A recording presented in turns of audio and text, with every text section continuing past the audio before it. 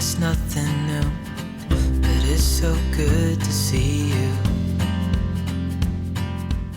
Hello and welcome to my channel. This is Lisa with Lisa's Faith and Budget Planning channel. I'm excited to be here.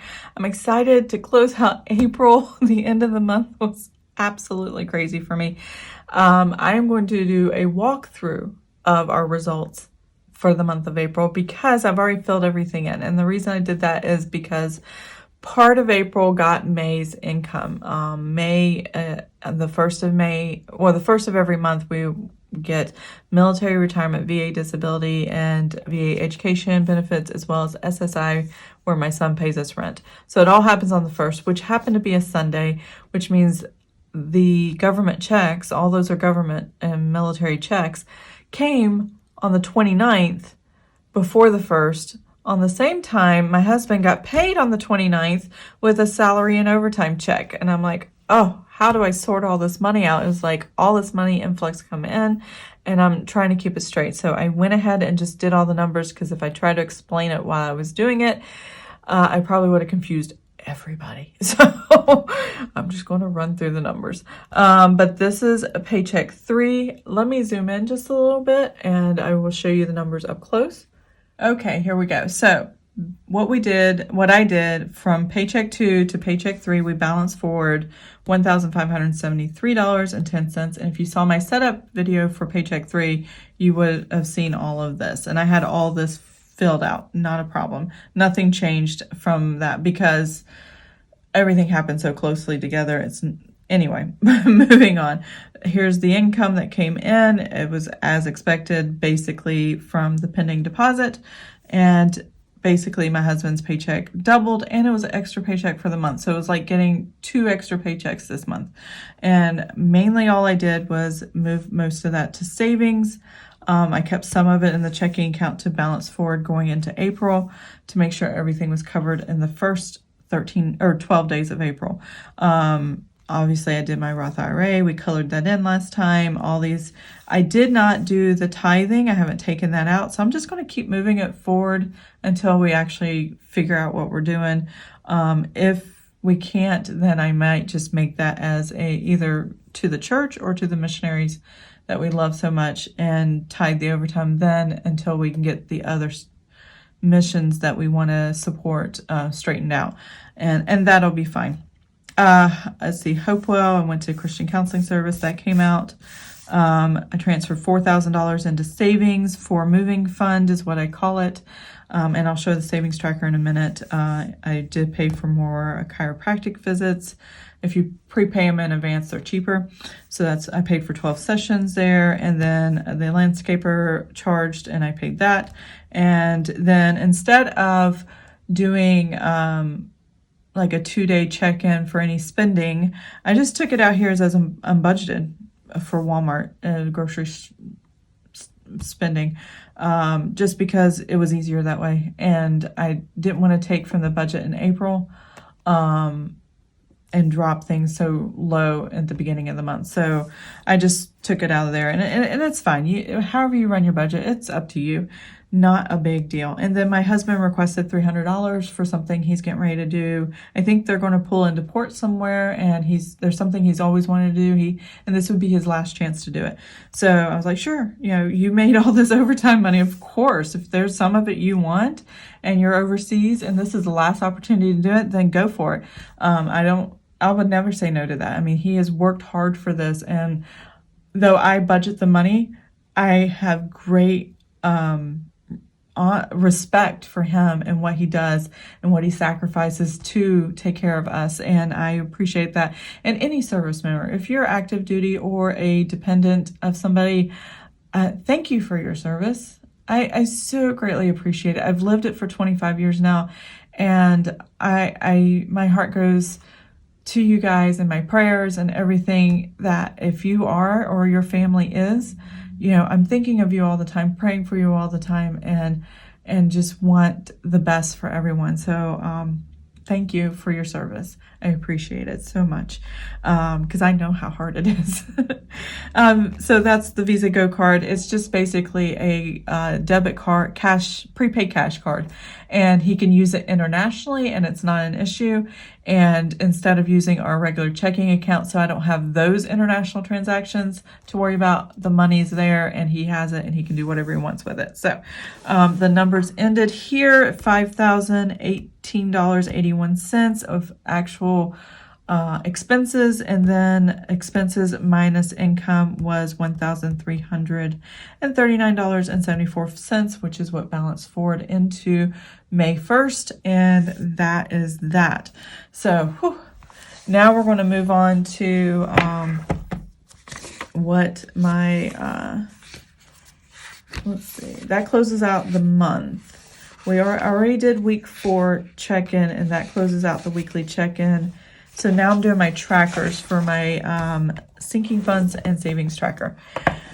Okay, here we go. A lot came out this month from the sinking funds. I had paid the Orkin termite. I forgot all about that, but I paid the termite and maybe the spray as well. We might have done both. I can't remember if we did or not. But anyways, I definitely paid the Orkin contract for termites, and that's an annual contract, happens once a year. I paid for the heating and AC. I was afraid of that one because the check took forever to cash, but then they finally cashed it. So that's paid and taken care of, and I've already started building up going to next year. Even if we're not here, I'm hoping everything kind of rolls over that I paid for here to the new homeowners if we do sell the house here. But I still want to build these up because I want these for the next place I live if we own another home and things like that. If not, it'll just sit there for savings until we do own a home, which is fine. City of Chesapeake, you're going to see this in the month of May, pretty much depleted down to $38. So that's fine. Let's see what else happened here. Senior year.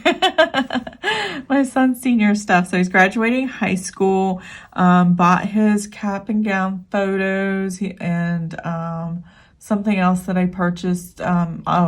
Just decorations and stuff for the party we're going to have that Friday after and all that. Canva came out and I transferred all $120 to my checking account, and then it paid it out of there. I think it actually goes my credit card. I don't know why I moved it to checking and then to credit card. Irregardless, there's Canva. And then let's see, everything that's all that came out. And the deposits, so I had started with $3,981.14, and then I added $421.35. I took out $980.43, leaving us with $3,422.60. So that's what I'm starting the month of May with. These are my new balances for the month of May, and I am ready to move on from this. April was a whirlwind, I swear, especially the end of it. And now I have my sinking funds. Normally, my savings tracker. Normally, my savings tracker's always been just this part, but I actually figured out how to fill up the whole page. It's kind of crazy. So we're just going to start with the top here and talk about the money market savings. So the money market savings account is within the same bank. I have all my accounts. I have one bank account, or one bank that I use for all these accounts. And my husband and I, what am I trying to say? Put together a money market savings account, basically to hold the larger denominations of income, of savings that we wanted to protect, which was the 3 months of emergency savings. My Roth IRA, as I save it throughout the year, and then our vacation fund, and then let's see, dividends that are added to the account. And this wasn't a full month. I set it up in April, and so the dividends wasn't as high as they normally would be. I think they're higher than that. I would have to look it up, but for an entire month. Or did I set it up in before April. April would have been the first full month. So this dividend would have happened at the beginning of the month. So that was March's dividends. And April's dividends, for it sitting there for the entire month, was not, for the month, looks like it was $8.93. So that's about average for dividends, which is a lot better than the $2 or $3 you get in some of the other accounts. So I was good with that. But this is what I got for from the beginning of April to the end of April. We totaled all of the savings here for $23,714.36. I added $637.25. I did not take anything out.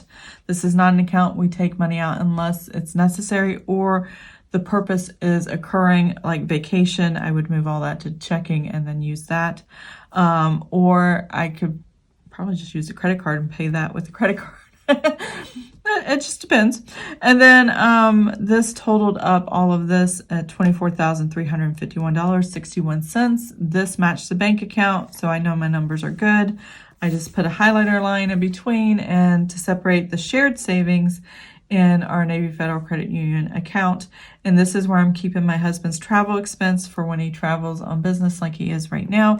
And that savings takes care of any charges that have to go into our checking account. So because he is a contractor for the Navy and is on a ship, they need a way to charge the meals that he gets on the ship, and then the company reimburses us.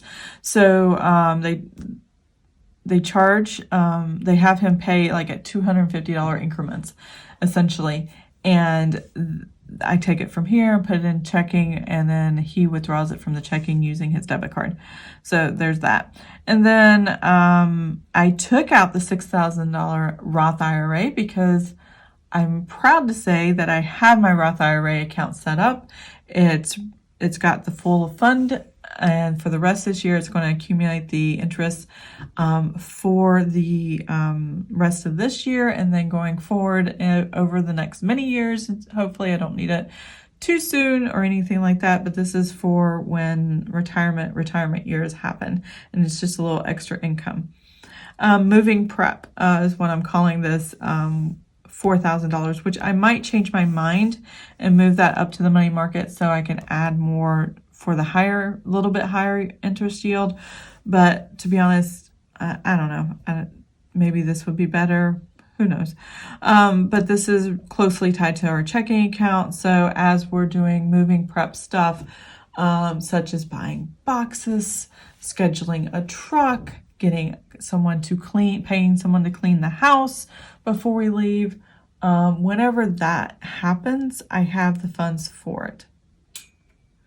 And that is where the extra paycheck and overtime from the month of April came from. That's where I decided to put it, is right here. And then whatever dividends from the previous month at the beginning of the next month, that's what I put right there.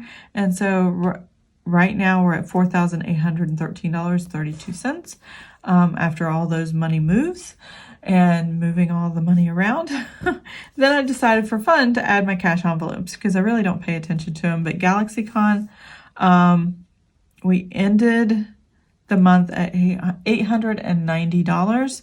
And you'll see in April, I add another $80, so it's $970 now. And then haircuts happen, so I have money for haircuts still. And then I did a YouTube savings challenge before. I haven't done it in a while. It's just too much is going on, so I can't really do savings challenges. So this is what I have going on. And yeah, this is all the cash that I have. So I didn't actually do a total. Maybe I should do a total here.